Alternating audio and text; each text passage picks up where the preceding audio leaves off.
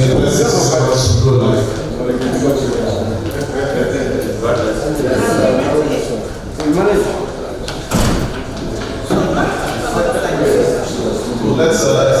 ground rules. Make a final. Thank you. Good morning of the media, so it's going to be very easy. We'll finish very early. And today's session is the 62nd. That means about 51 in between, have taken place. I'm here specifically to give us update regarding where we are in the fight against economic and financial crimes.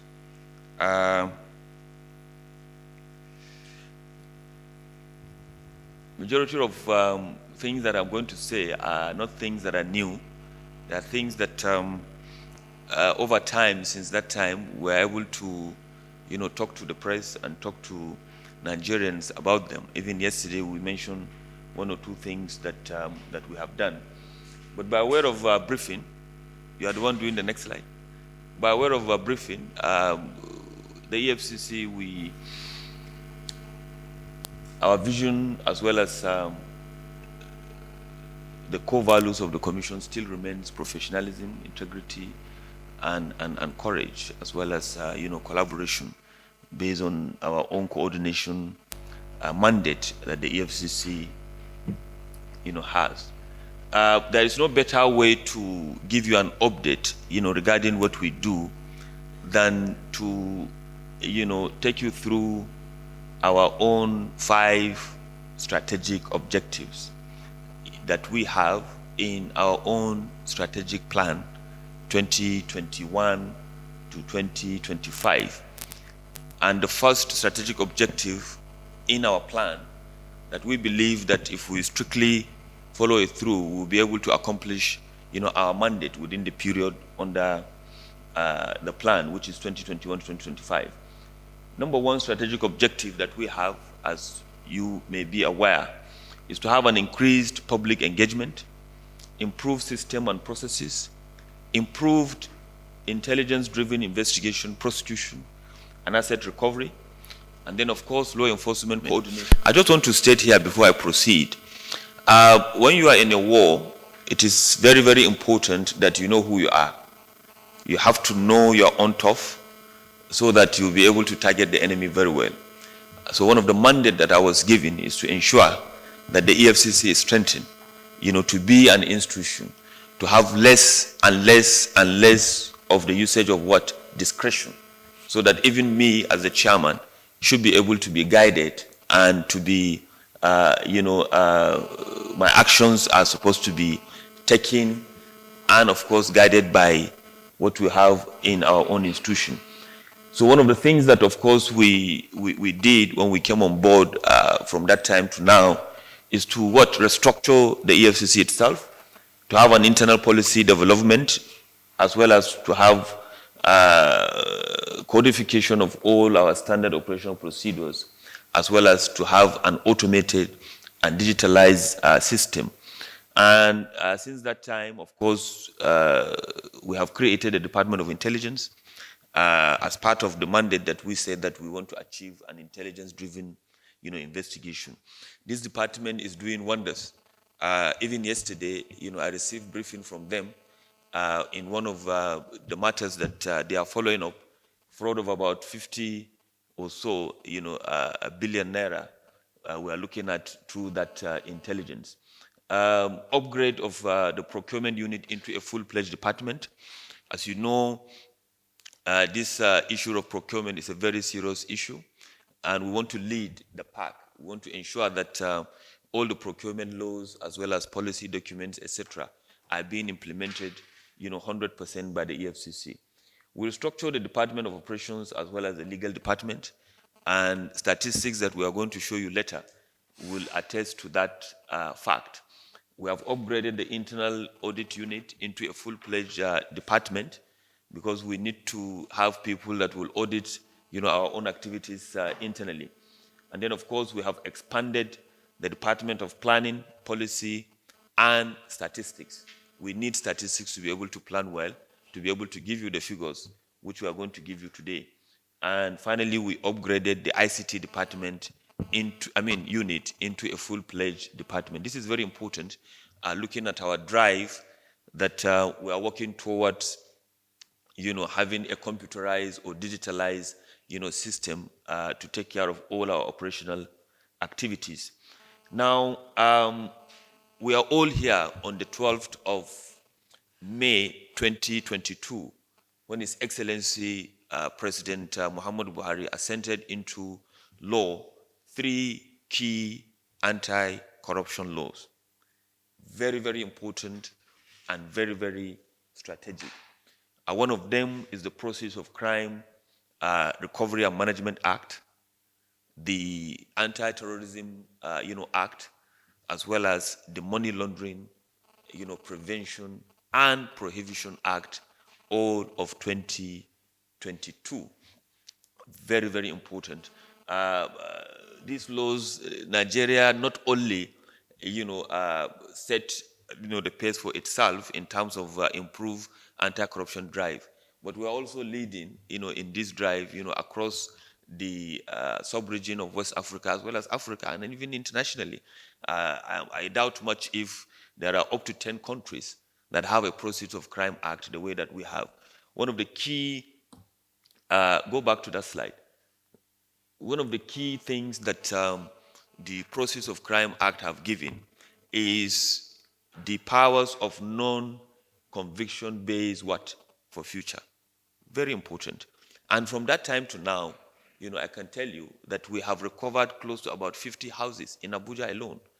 We are not even pushing, driving in that regard because of, shortage of personnel that we have, and we want to do a very, very thorough job. And people are having the opportunity now of, coming to say that, look, please, you can go ahead and take it. Of course, before the act, you remember very well that we used Section 17 of the Advanced Fee Fraud and Other Related Offenses, Act to enable us, get this thing, forfeited to the government. It's very important because some properties are abandoned. So what do? Or somebody died, or somebody has left the country, but this, law enables us to deal with that. Now, not only that, also the Process of Crime Recovery and Management Act, give us the opportunity to now have a sort of a harmonized, environment in which all the relevant agencies now are guided by what the Proceeds of Crime Act. I will come to that later. On the part of the Money Laundering Prevention Act, one of the highlights of the law is the legal framework that is now given to the Special Control Unit against money laundering. And this SCUML, which has been operating as an ad hoc administrative arrangement between the Ministry of Trade and Industry as well as the EFCC, is now fully codified, it's now in our laws, and it is fully domiciled in the EFCC. And that is the anti-corruption.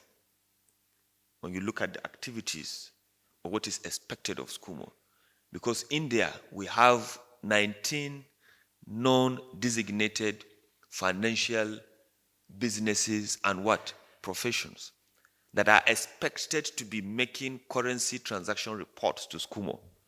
SCUML is now having, a sort of a supervisory responsibility, on them. Just take real estate, for instance. With the law now, all real estate developers, all contractors, as well as agents, are expected to be making returns to SCUML to know who is buying what and how are you buying it. The idea that somebody somewhere is looking at your own transaction is enough, to deter others, to prevent others from doing that. Go around Abuja, you are seeing properties left, right, center. A lot of people have argued that, yes, the law or what we are doing will prevent people from buying. No, that's not true. Because if you have genuine income, you can always go and buy any property that you want at any time, and nobody is going to question you. If you take a loan, of course, you can also go and buy. So that is the way. You look at the car dealers. You remember a case that we reported here, we reported to the press some weeks ago, in which we have arraigned the suspects now. A group of 3 people hacked into Union Bank and move away what? 1.4 billion. The next thing that they did was that they bought cars valued at over 200 million. Nobody reported because you can buy and you can pay in cash. Some people can even collect what? A USD. We are not there yet, but I guarantee you that in the next couple of years, by the time we are fully functional with the activities of SCUML, it's going to be very difficult, for people to be laundering their process of crime. I tend to describe this function or this scenario just the way that, to my mind, the drafters of criminal code, in 1916, come up with the punishment for receiving stolen goods. If you receive stolen goods and you are charged to court and convicted, it's 14 years imprisonment. But stealing itself, if charged and convicted, is just 7 years imprisonment. Why? Because without those that are receiving stolen goods, the thief will find it less attractive to steal. Now, without those avenues that people are having to launder their process of crime, you understand, public corruption, as well as some other fraudulent activities of cybercrime, as well as advanced fee fraud, will be reduced also to the barest minimum.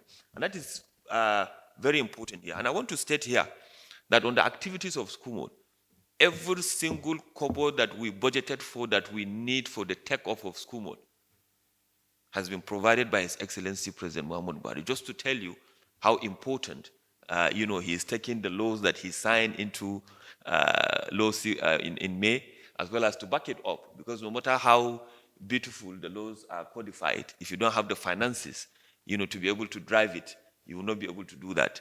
So we are going to use that we are already working on the development of software, as well as, provisions of other activities for the takeoff of this special control unit against money laundering. Because the government and His Excellency the President have realized that, look, that is the way to go. We need to prevent, we need to deter people, in their own corrupt activities. By what? By blocking avenues in which they are using to launder their process of crime. Next slide, please. Now, of course, on internal policies, as we said, we are trying to build a fortress. We are trying to build an institution. 27 policy documents were developed, by the EFCC, including, workplace policy on sexual harassment and bullying, as well as dress code policy. We want the EFCC officers to dress very well. We want to lead by example, and that, as the saying goes, you are addressed the way you are dressed. Look at this Oga, the way he's dressed, very well. When I grow, I will dress like you. Move on. We have also developed a standard operation procedure, 26 of them. Every department, every specialized unit is having a standard operation procedure that guides what we do. So that this idea that the chairman or the directors are all, powerful, that they can do and undo, will be no more, God willing. Just as I said during my Senate confirmation, that I'm looking forward to have an institution where I will ask an officer to do something, and he will look through to my eyes and tell me that, Chairman, I understood what you are saying, but I'm not going to do it because section this and this have said this. And that is where we are now. Let's move on. Increase public engagement, very strategic for us to have Nigerians, understanding the ills of corruption, reporting corruption itself.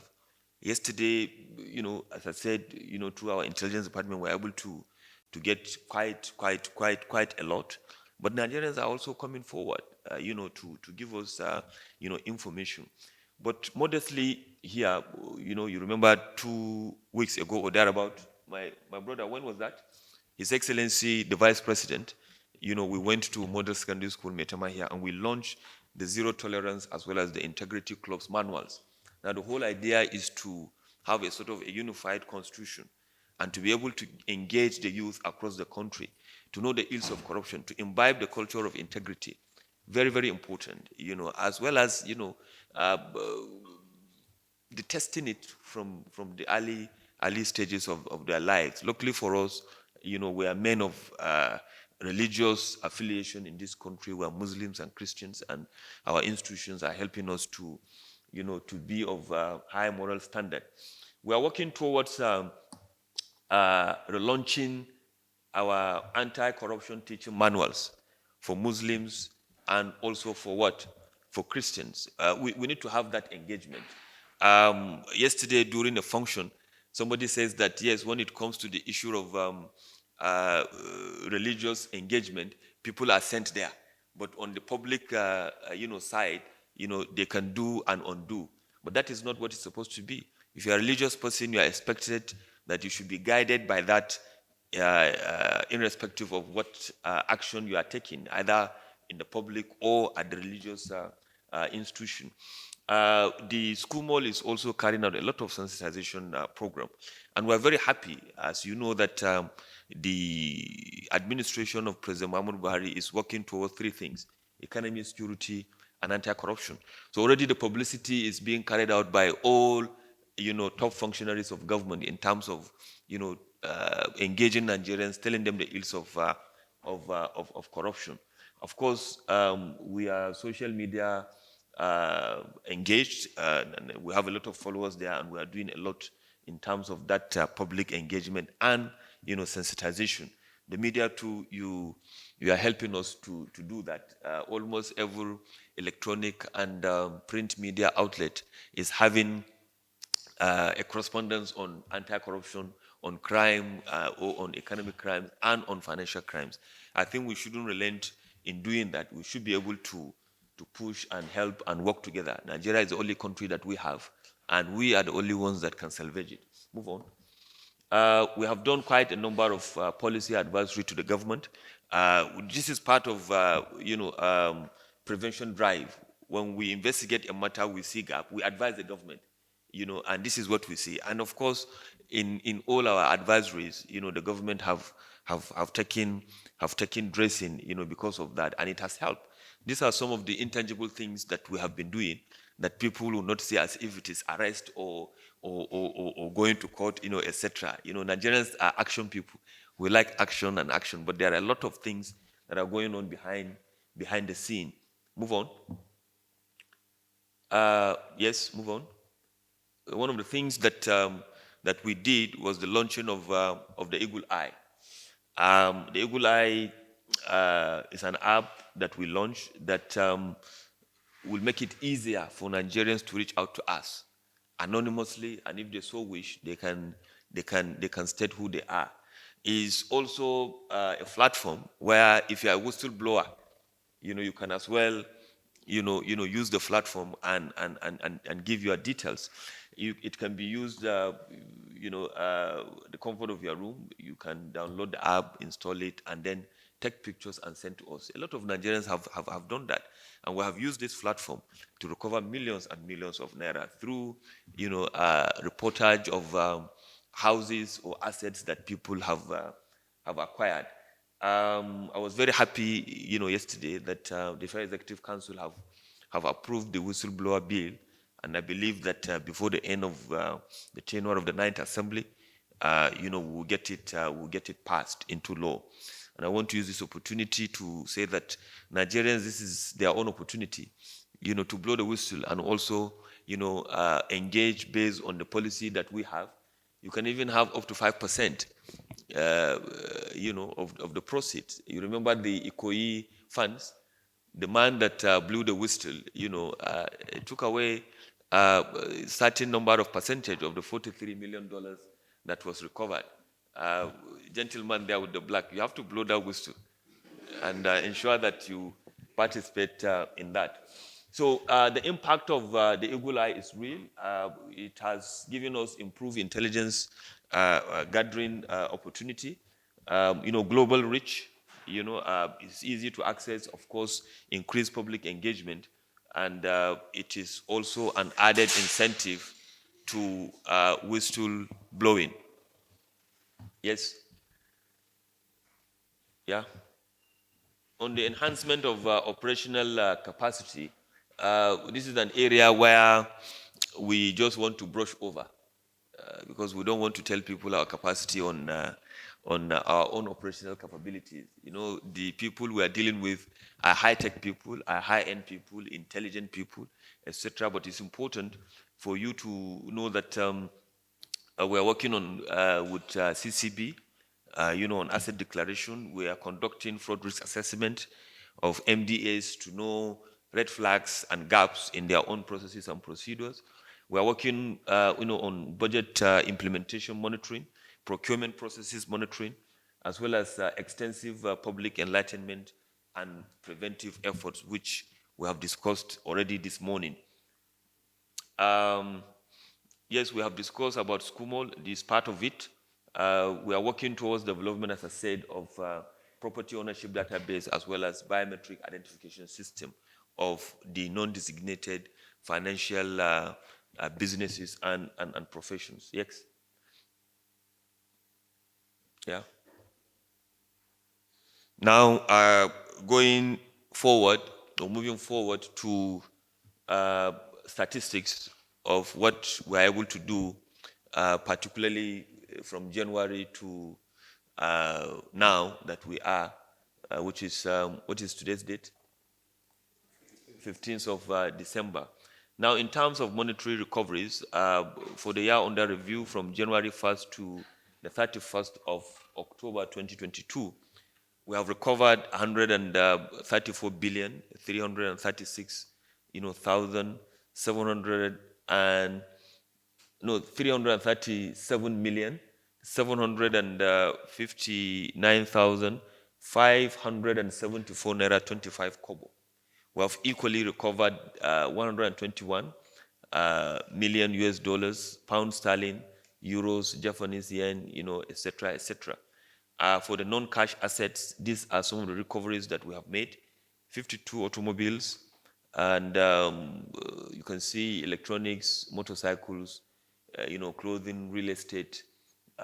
These are, forfeited assets, not, cases that are under what, investigation. And these are figures that are more or less, direct recoveries from January to October 2022. In November, it may interest you to know some of the things that we have done in terms of indirect recoveries. In November 2022, we recovered 354 million US dollars for NUPRC, in terms of royalty that one of the oil companies have not paid. But our investigation led to that recovery. For the recoveries that we are making for NDDC, for instance, between now and probably, next week, we are going to transfer to them about 30 billion naira and about 30 million USD. These are recoveries that we have made from oil companies that have refused to pay the 3% statutory, payment to, NDDC. And we have also recovered billions of naira in terms of, fraudulent contractual engagement that NDDC have done over the years. You remember the forensic audit? The EFCC was given the mandate to carry out, criminal investigation in that regard. And I want to state here that the POCA, which is the Process of Crime Act, mandated that all relevant agencies must open what is called the confiscated properties and, is it asset and properties account? An account, in naira and in foreign currencies, and that all finally forfeited funds that belongs to the federal government should now go into that account. And before we have to pay the money into a designated federal government account. But with POCA, this is where we take the federal government account, and we have to carry out an audit, from our EFCC recovery account, and we paid into that account 120 billion naira and 29 million US dollars, about 6.6 million euros, as well as about 1.1 million pounds into that. And the president have sanctioned that all those monies should be utilized for what? For the provision of critical infrastructure in this country. So the funds are going to be used for the completion of the Abuja-Kano Expressway, as well as the second Niger Bridge and the Lagos-Ibadan Expressway, among other funds that the federal government is gathering. So that means that you are now seeing value for your own recoveries, and which is an unprecedented thing that has not happened in the history of this country, whereby funds that are recovered are now being channeled to critical infrastructure. But of course, this is not the first time that that was done. You remember some of the funds that the government have recovered, from overseas, were used towards the social investment program. Maybe you have even benefited. I don't know. Have you benefited? From some of those things. But I think our relatives have benefited, from that. Very important. And part of this, go back to that slide. Part of the monetary and asset recovery, we are all witnesses to the activities of the EFCC in the last couple of days, in which public auctioning of automobiles are taking place around. We published 649, and this is just the beginning. We are going to do that to ensure that all of those assets are now being disposed of. All of these are in line with the provisions of the Process of Crime Act, as well as other relevant laws of public procurement. Very soon, before the end of the year, we are going to publish, auctioning of real estate, across 15 locations. And from the list that was given to me now, which is still being, worked on, we are going to dispose over 160 flats, apartments, across these 15 locations in our country. We are going to make huge amount of money that the government is going to also, make use of in terms of provision of social amenities that this country is in their need of improvement on. Yes. On the issue of cybercrime, of course, we have done quite a number of operations across the country, which has led to several arrests and several investigations, several recoveries. Just Tuesday, the High Court in Benin convicted a fraudster. It was widely reported, and about 120 million was recovered from him, which is going to be restituted to the victims in the United States of America. And the court has ordered that already. So we're working hand in gloves. This is a very, very serious challenge for the country. The activities of cyber criminals is alarming. It is very dangerous for us. And but we are working with NCC, with other relevant stakeholders. I don't want to be, saying it on camera. One of some of the strategies that we're adopting towards dealing with that. But I am calling on all Nigerians to ensure that they are working with law enforcement agencies towards curtailing this problem. These are issues that we all know, that they are tarnishing our image, they are bringing in illicit funds, and victims out there are crying, losing their pension, losing their valuable, assets, as well as hard-earned resources. We have to continue to do what we have to do. It's our mandate. It's quite unfortunate that our youth are engaged into this activity. We have to be the Nigerians that we are, law-abiding, people that are striving to make end meets, legitimately. That is who we are, and that is who we should be. But we will continue to do what we have to do. Somebody has to do the job, and we have to do it. That is our mandate, and God willing, we are going to succeed at the end of the day. Yes, move on.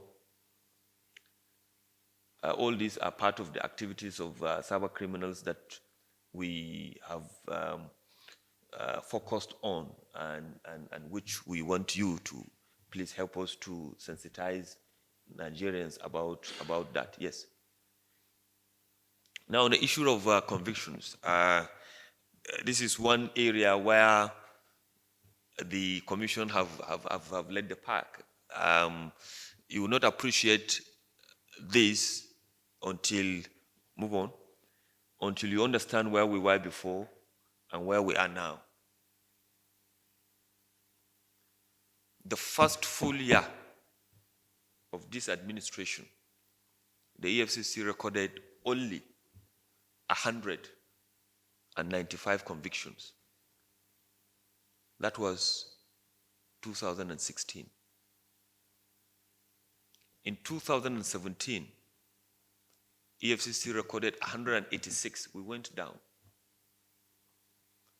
In 2018, we recorded 312 convictions.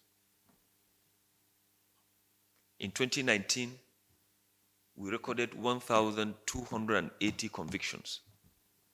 It went up over 312%. In 2020, we're all aware of what 2020 is going to be remembered for. COVID. We went down, even at that, to 976.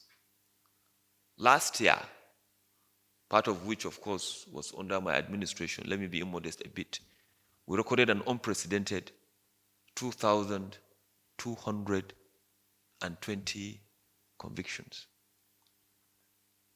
Now, this year, even though the year has not come to an end, we have recorded 3,615 convictions. Unprecedented. The figures of this year alone, the convictions that were secured alone this year, is more than the number of convictions that this country, the EFCC has recorded from inception up to 2020. What happened? It's because the government is with us. It's because of the relationship that we have with who? With the judiciary. It's because of the government support. It's because of the effort. It's because of so many things that we have been doing and the government have been backing us to do as an institution. That is why you can see this success. And that is why this success is here. And you can see the distribution across all the commands that we have.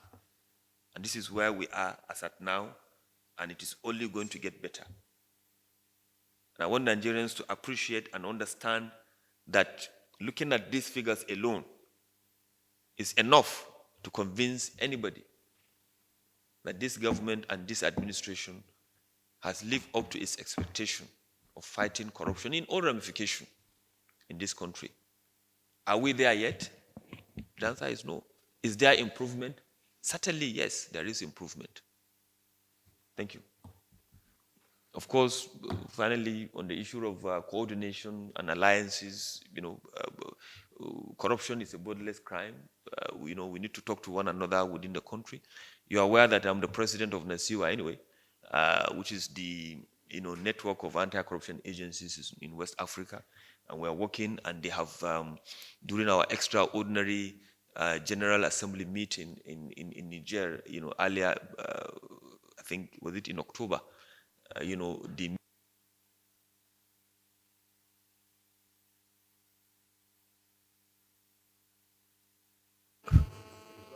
is back? Okay. Who is following this NASIWA statement?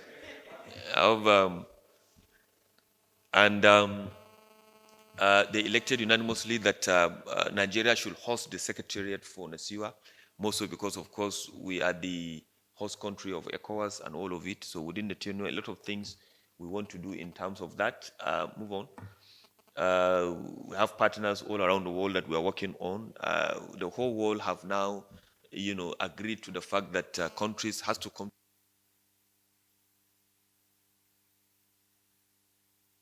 with other countries, and we are doing that.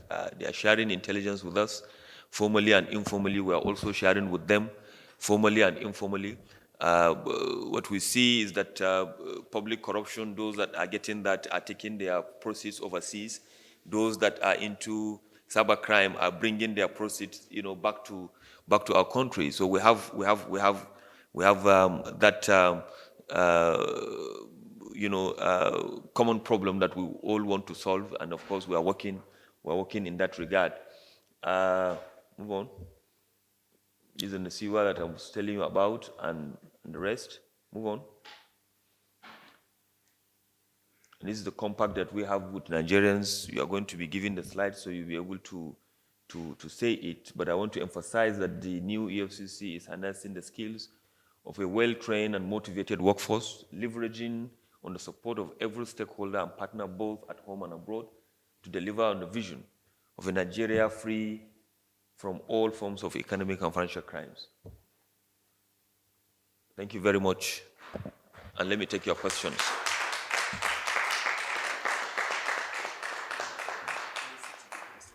Okay, I will sit for the questions. But I like standing. You know, I'm a court person. You know, if you are being cross-examined, you know, it's better that you stand so that you'll be able.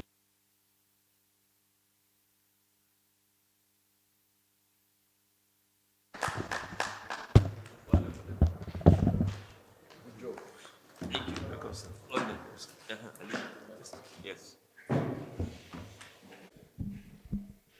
The hands are up already.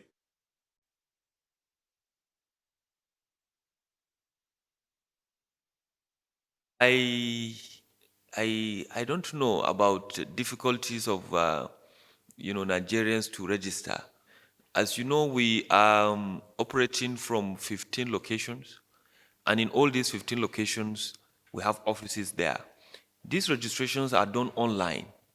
You know, you go online, you register, you do this, and we communicate to you. Once your certificate is ready, you come on board, you collect your certificate, you sign, you will be sensitized, you know, and you know, regarding what is expected of you. And the Nigerian Security Printing and Minting are the ones, you know, printing these certificates for us. Every quarter, we are paying, you know, millions of naira, you know, to get those certificates because we take this thing very, very seriously. And just as I presented to you, it is now that we are working towards even having, you know, an e-certificate for all of that. That is where we you know, we are heading towards, instead of having a sort of a physical certificate. We are in 2022. So I really don't know. You know, maybe one off thing. You know, everybody only knows himself. If you have within the, considering 100%, maybe 80% of the people are having it easier for them to get registered, and then the 20%, which is large number of people, you know, of course they can talk and say that they are finding it very, very difficult to register.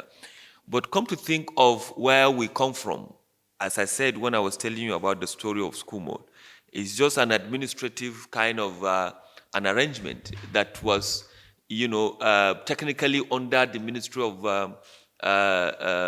Trade and Industries.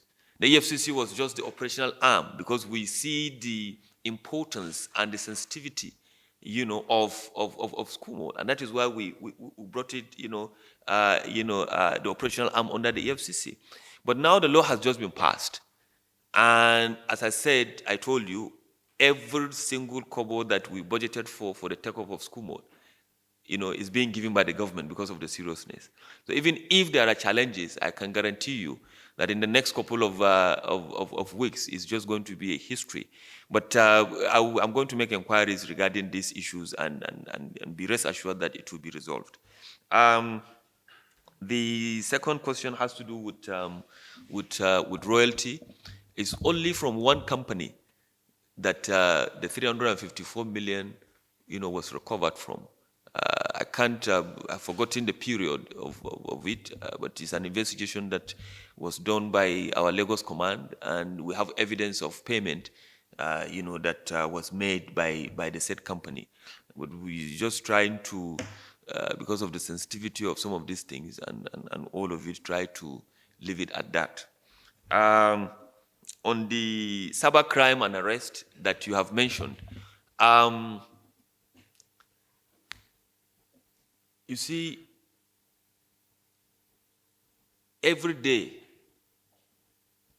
or every other day, we are carrying out these sting operations, and we are making arrest, investigation, as well as prosecution. The figure that I gave you of 3,615, over 50% of them has to do with what? Cybercrime.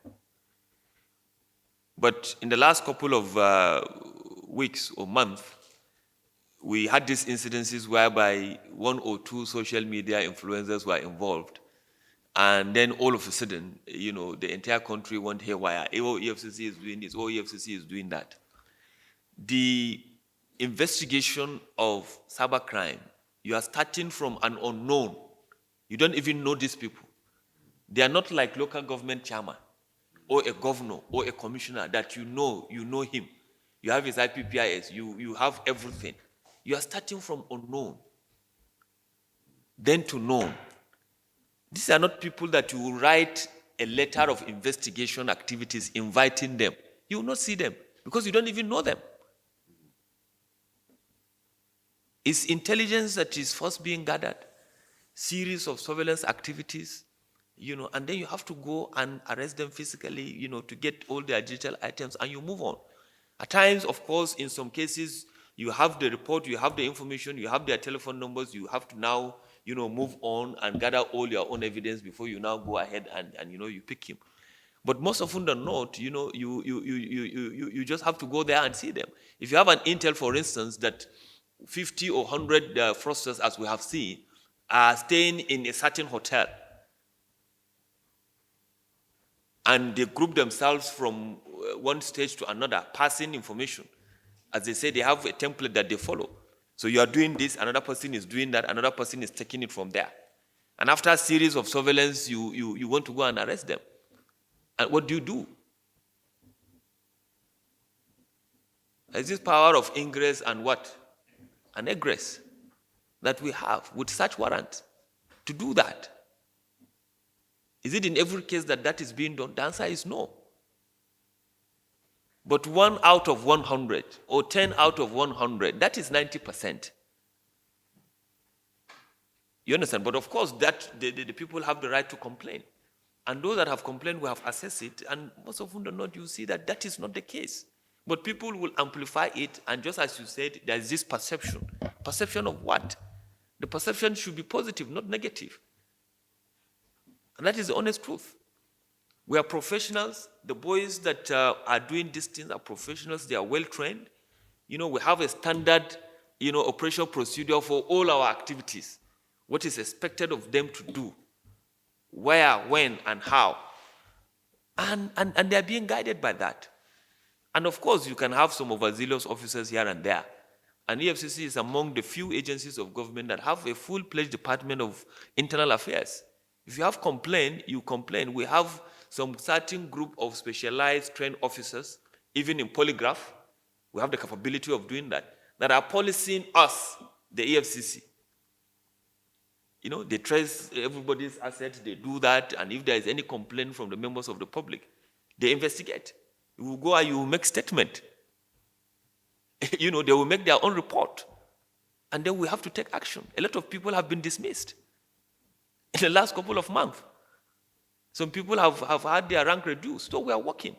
So if there is anything that anybody is complaining regarding an action of an officer of the EFCC, let us know. We'll deal with that. We want to have a near-perfect institution. And I think we are getting there. If you are corrupt, you have no business with us. If you are not adhering to our own processes and procedures, please find another job. Thank you very much.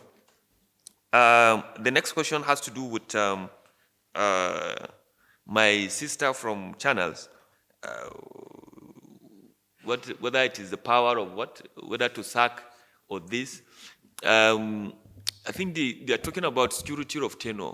It is there in the ICPC Act that the chairman of the ICPC can only be removed if 2/3 of the Senate, have said so, and all of it. And I think that is just what they are trying to replicate with the EFCC chairmanship position, just to have that security of tenure. I think the understanding is that since it is their own right to confirm somebody, it is only fair that if that person is being removed, let them have a say about it. But there is no issue here. I don't have any opinion in that. EFCC is one. EFCC is going to be with us forever. In April next year, we are going to be 20 years. Tenure of EFCC chairman is metaphors. People will come, people will go. You understand? So I don't have any opinion. I think it has to do with the seat or the position. I have started now. I have to go, either today or by May 29th or thereafter and the rest. So I don't have any opinion. Do you have any opinion?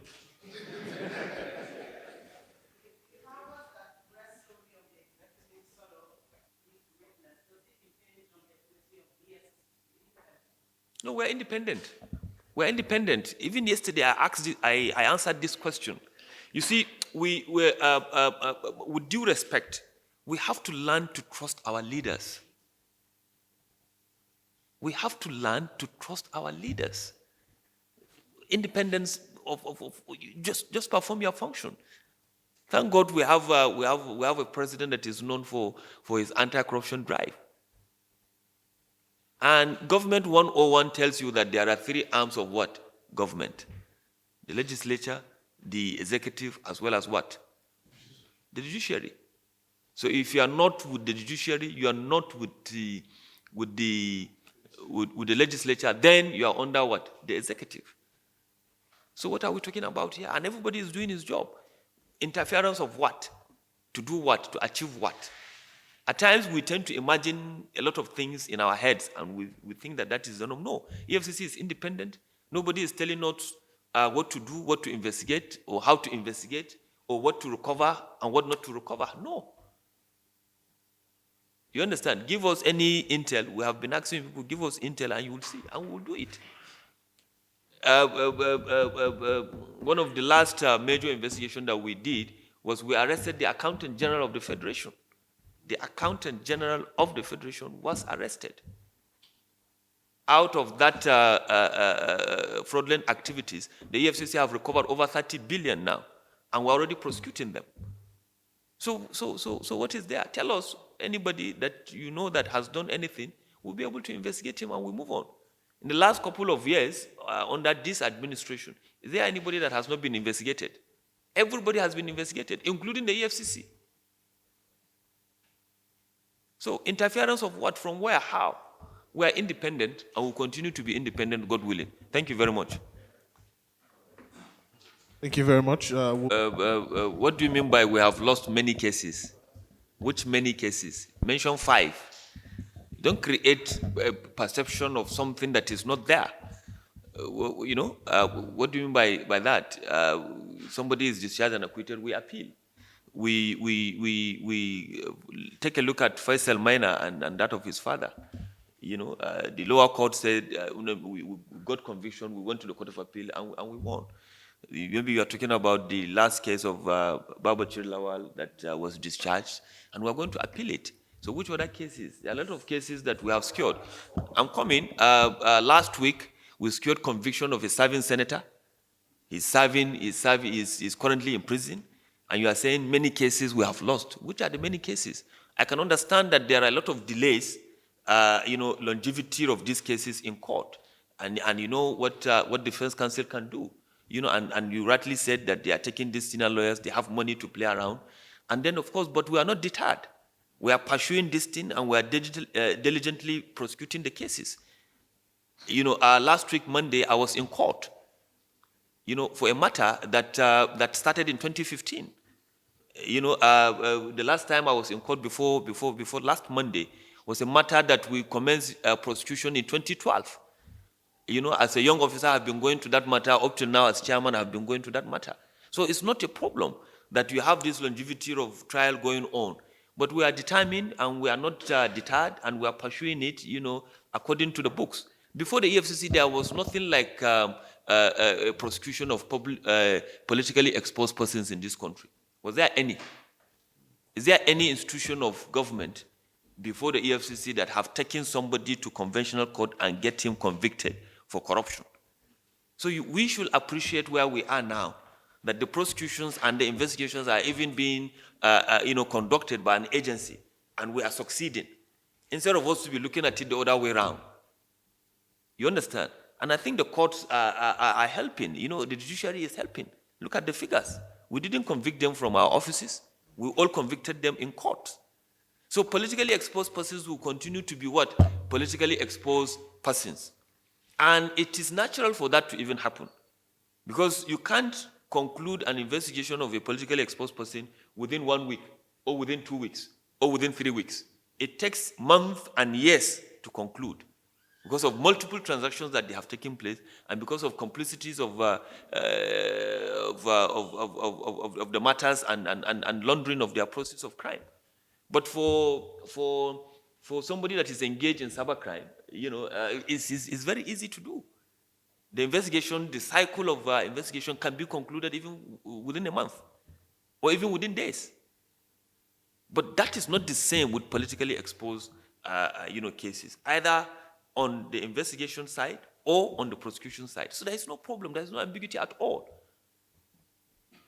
You understand? So, Oga TVC, you have to be saying it the way it's supposed to be. Thank you. Mr. Chairman, sir, my name is Cyril Okonkwo. I work for Voice Online. My question is, what is the state of that case now? Where is EFCC still going ahead with that case, or has he been forgotten?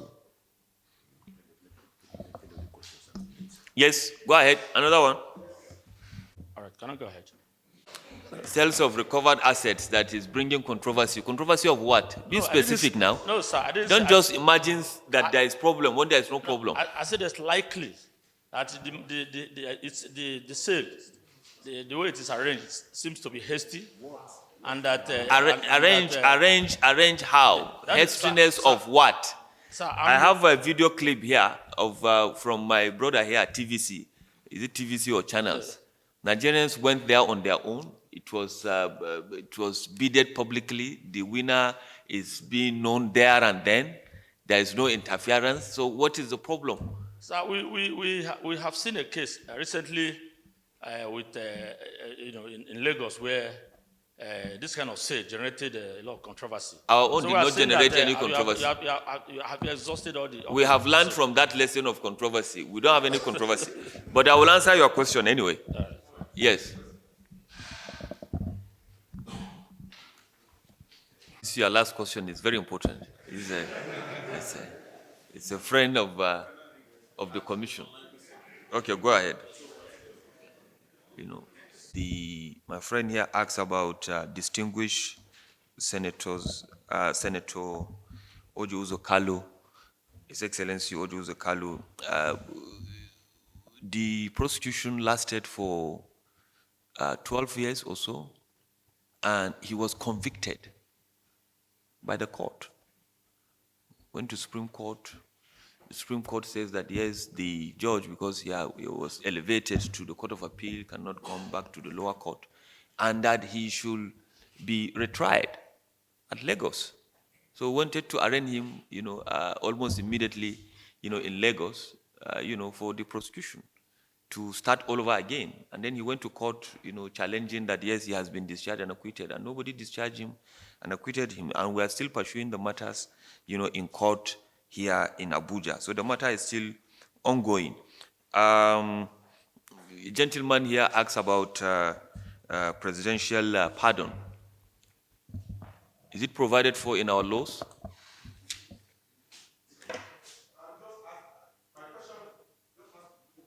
I have not answered now.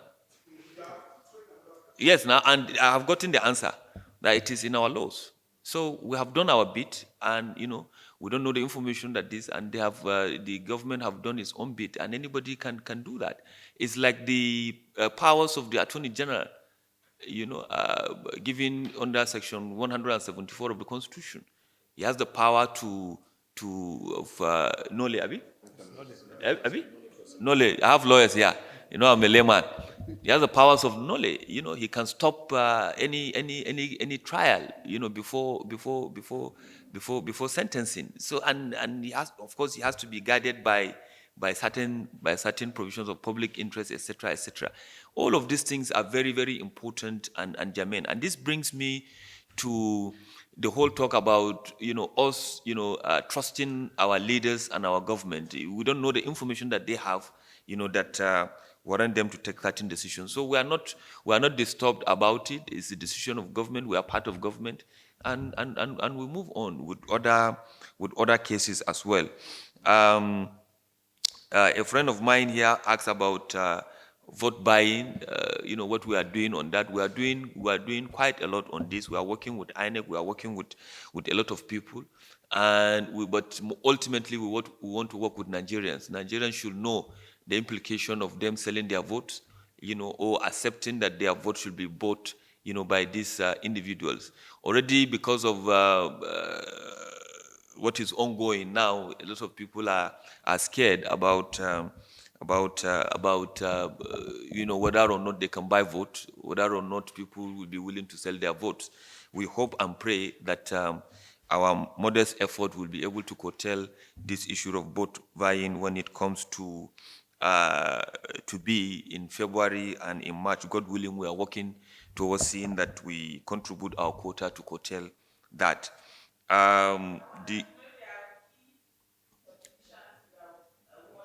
Of course, certainly. Certainly, of course. There are a lot of them that we are watching, and a lot of Nigerians have also provided us with information, here and there, and we are watching. And we want you to join them too, and give us that piece of information if you have any. My friend here asks about SCUML. Can you follow me immediately after this briefing, so that we solve this your problem of SCUML? But I want to comment here. Somebody was saying that SCUML certification and the entirety of the registration processes is free. I hope and pray that somebody somewhere is not scamming you people to say that, no, look, you have to pay this, you have to pay that, there are intermediaries and this. These are issues that individuals or Nigerians can do on their own. So just follow me after this. We'll be able to solve your problem, as well as all others too. Sales of recovered assets. I think during my brief engagement with my brother, he realized that there is no problem. He mentioned similar sales that was done before our own, that there was problem. On our own, there is no problem. We are EFCC. We went there. It was transparently done. Nigerians bidded. Nigerians won. Some people were bidded out, of course, and some people succeeded in getting their bids accepted, being the highest bidders. And it was done first in Lagos and in other locations. And as I said, we are very soon going to commence that of the real estate. And it is going to, follow a similar trend. Except for this, we have to give some people right of first refusal, because some of these assets, some people are already staying there, when they were under interim for future and when they are under final for future, and they have been paying rent on them. So it is only natural that they should be given what? Right of first refusal. And these assets belong to federal government. You understand? And if federal government agencies are in need of some of them, they have to pay. But we will also consider them, before others. So somebody online asks that whether or not, I want to link the two questions together, whether or not we are considering, online auction. We learn from others. Nigerian Customs Services introduced this online auctioning, and their system was hacked and all of it. So we try to curtail that, but our thinking about it is that we have backlog of all of these things, and we want to deal with them almost immediately. But we are working towards, having a system in place, because this issue of getting asset forfeited is not going to end. We are trying to work on a system whereby on daily basis or on weekly basis, as assets are being recovered or are being forfeited, we will just use our online platform and dispose them off. But for now that we are trying to deal with the backlog of these issues, we want to go on physically and deal with them as we have done with the vehicles, as well as we want to do with the automobile as well. But it's a very good suggestion. Of course, we are working towards digitalizing all our activities. So why not disposal of forfeited assets? So we're going to do that. And if he has any ideas, he can reach out to us on how best we can come about it. Somebody asked about the judiciary, right? The judiciary have been helpful. They have been working with us. As I said earlier on, the 316, we did not convict them in our offices. We convicted them in court. So they are doing their bit. Like in every system. Of course, there are one or two people that are not doing the right thing. So we'll continue to pray for them, and we'll continue to hope that we will have a better judiciary, better executive, better EFCC to work harmoniously towards ensuring that this country is free of economic and financial crimes. Somebody asked about petitions against presidential candidates. There are a lot of petitions, left, right, center, against almost every politician that is contesting for office. But what are we going to do, at this hour? Do you want us now to invite one presidential candidate to come and make statement? The same media is going to say it's politically what? Motivated. Abi? So we are working behind the scene on all the petitions that we receive that have merit, that are not, politically motivated. And that is why in every command, we have what is called petition vetting committee, made up of officers from the legal department as well as operations that review these petitions to see whether it is in line with our own mandate before they now recommend whether it can be, investigated by the EFCC. We even have a manual for that on criteria that they need to, follow that guides them in terms of coming to accepting or rejecting, a petition. So I hope I have answered you, and I hope too you are not being politically motivated when you ask me about petitions against presidential candidates. A gentleman asked about property ownership register. We have a mandate, as I said, for dealers in automobile, dealers in precious stone, as well as valuable items, real estate developers, for them to make returns to us. As they are making these returns, we are creating a database. We already have that of who bought what, when, where, and how he made payments. We are receiving all of those returns. So as it is coming, we are building up the database. Of course, land registration agencies or land bureaus like the Aegis, etc., are also having database of properties in Abuja, just the way that Lagos State Bureau for Lands is having, database of that. So these are two different, databases. But in the long run, of course, there should be that ecosystem that will make us to talk to, one another. And then my very good friend Timothy, who I'm going to decorate as an ambassador of the EFCC immediately after this briefing, asks about issues of temptation and all of that. And again, thank God for the government. The government of His Excellency President Muhammadu Buhari, one of the first things that he did when I came on board was to approve for us a very robust, severance package. And everybody is happy in the EFCC about it. Everybody is looking forward towards, retirement. So we are secured in that regard, except for somebody that wants to think otherwise. Human nature. At times you have one, you want to have two, and all of that. And for those that are being tempted by that temptation, we are dealing with them one at a time as we, have the information and we investigate and the rest. So it's an ongoing thing. You never can say about a human being, but please, if you know about them, let us know. On the issue of risk, of course, there are risks. When you are when you are prosecuting somebody, when you are investigating somebody, to him, he can take it as a matter of life and death. But we are very prayerful people in the EFCC. We are Muslims and Christians. We continue to pray. But the truth about it is that we believe that one cannot die except if his time has come. And nothing can befall a man that God has not destined that it will happen. So why are you scared? Why is it that if there is turbulence, you tend to shake? Why? Are you saying that now that you are seated, or you are sitting, or you are walking on ground, that God cannot get hold of you? It's the same thing. You understand? But some people will tend to see that if there is turbulence and they are in a plane, that yes, this one, they are closer to death than when they are working on this. So we'll continue to do our work. Somebody has to do the job.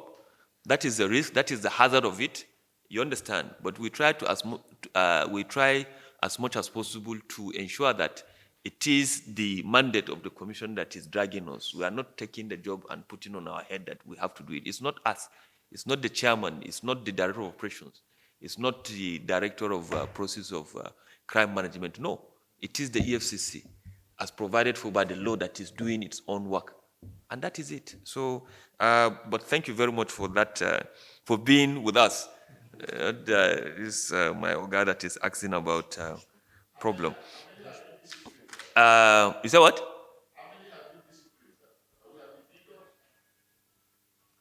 No, I don't have the figures now, but we have disciplined quite a number. Some dismissal, some reduction in rank, some so many things, some suspension, some.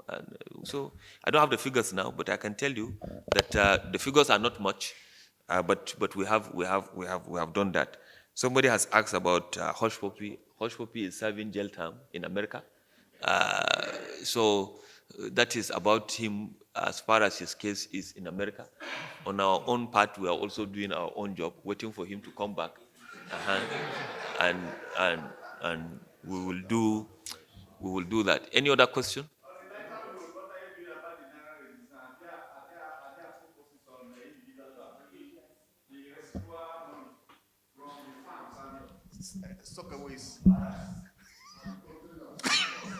So help me answer the question. Do you want me to answer that we are not doing anything? No, I want you to answer. So the answer is that we are doing something, and we are working with central bank hand in gloves, in that regard. Have Ni Adebayo here. He's representing the EFCC in that committee that we are working. And as an institution, we are also receiving intel, left, right, center in that regard. And we want Nigerians to help and also provide us with any information that they have. It's a good thing for our country. We believe that the country is going to be better off for it. As they said, with any public policy, there can be opportunity costs and some other antecedent problem associated with it. But overall, if you look at the bigger picture, it's a good policy for our country and for the future of monetary policy in our country. Yes?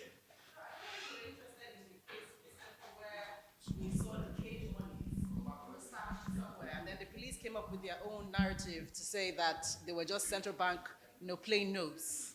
Were you interested in it? Yes, we have an office in Mokodi, and they were there, and they found out the same thing that the police have also found out. Yes. Yes. Last question. I want to push all of you to the wall so that you don't have any question to ask. Or I ask. Chairman, my name is Felix Onwa, and I write for Reuters World News Agency. You just explained to us the efforts you are making to avert vote buying. But there's a new intel that's more serious, that have revealed something more serious than vote buying, which is PVC buying. And this, if you don't have your PVC, you cannot vote. So I don't know whether you have actually started doing something on that, because it's a new intel. And secondly, I would like you to give us an update on the Accountant General's case.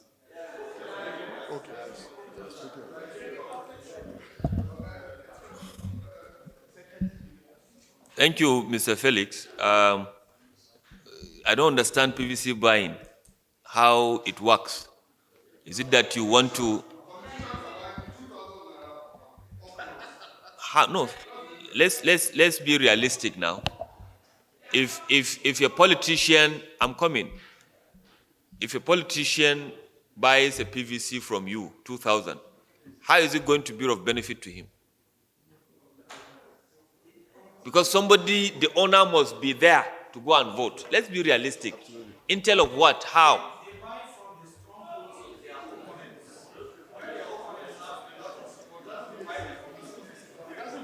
The last time I checked, I'm not a politician. I think politicians should be able to answer that. And Mr. Felix, you are late. We have answered the question of the former Accountant General of the Federation. Thank you. Sir, and I'm not politically motivated, but patriotically motivated.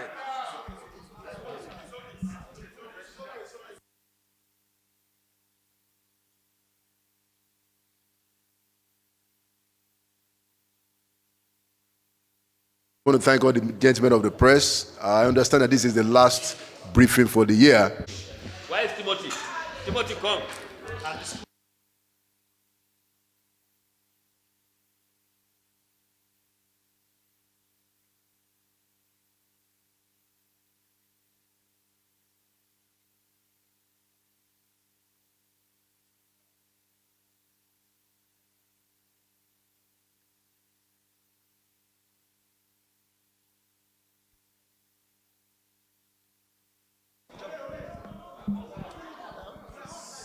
On behalf of myself, the management, and entire staff of the EFCC, I'm decorating our friend Timothy Choji as an ambassador of the EFCC.